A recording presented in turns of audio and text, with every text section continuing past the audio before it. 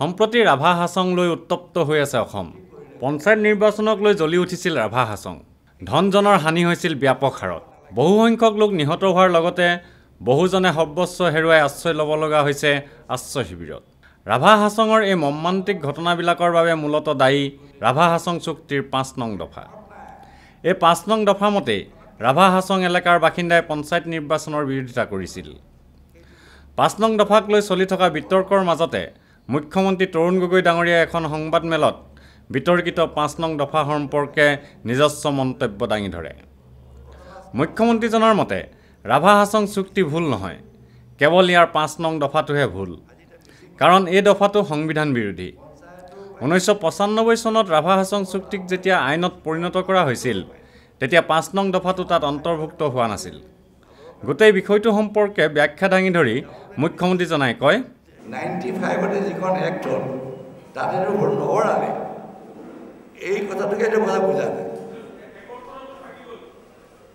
Accord থাকিবইতো, একখনে important হোৱাৰ পিছত আৰু একৰ্ডখন মিনিংলেছ।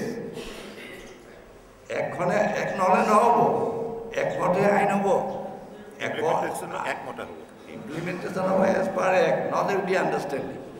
আকৌ 95ত আকৌ এই একে বছৰতে যিখন এক্ট কৰিলে তাত এইটো নকৰাই নাই বোলো।